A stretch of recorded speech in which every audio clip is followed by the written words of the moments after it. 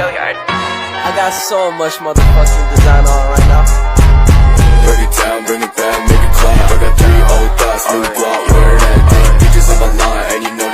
Selamat pagi, saya Ginaldo Maulana ingin mempresentasikan tentang praktek yang diberikan oleh saya, yaitu materi dari fisika yang berjudul berkaitan dengan PLTPS. Nah, materi ini diberikan secara langsung oleh Servawan Pangayo dari Sekolah Nita Arifin Tompaso. Sebelum kita lanjut, kita harus mengetahui apa itu PLTPS.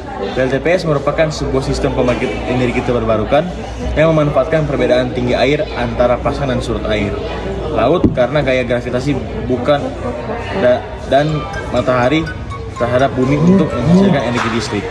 Sistem ini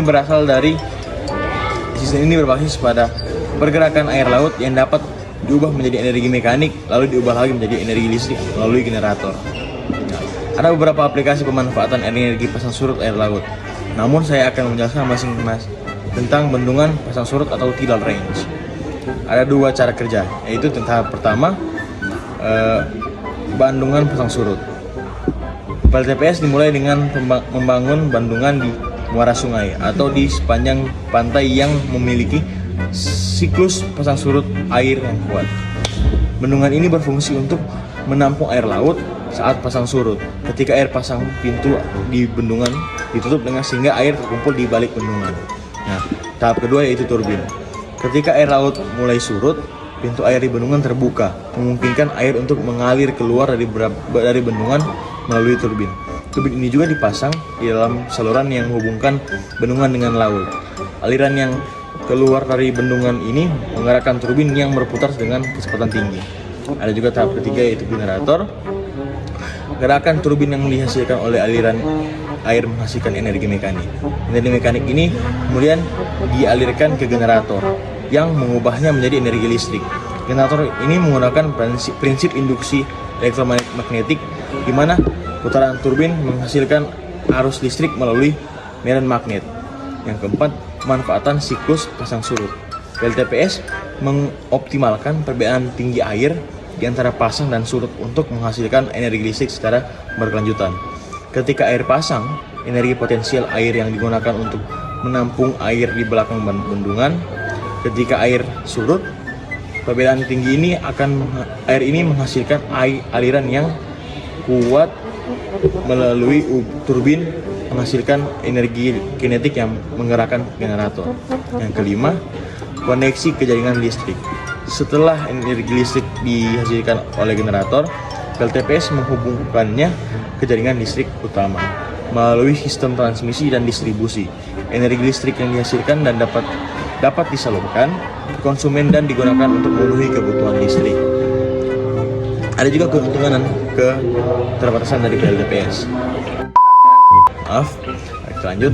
Ada keuntungan keterbatasan dari PLTPS. Keuntungannya yaitu sumber energi yang terbarukan. PLTPS harus menghasilkan energi listrik menggunakan sumber daya yang tak terbatas, yaitu pasang surut. Juga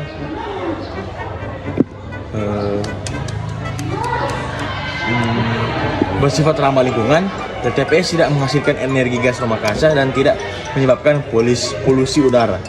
Yang ketiga, stabilitas pasokan pasang surut memiliki pola yang teratur, sehingga PLTPS dapat menghasilkan energi listrik secara konsisten. Pergerakan pasang surut adalah fenomena yang konsisten dan dapat diprediksi.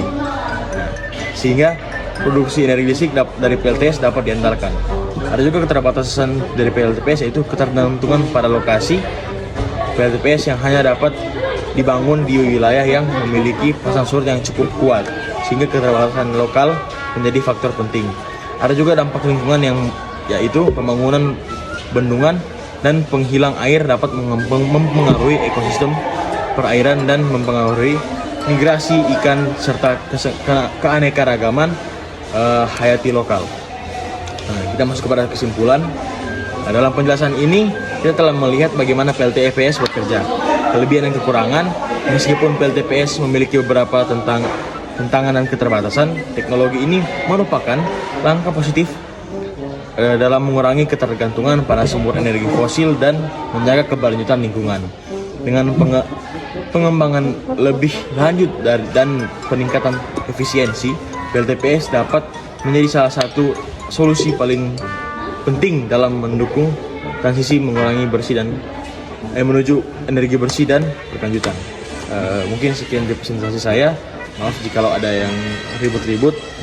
Selamat pagi.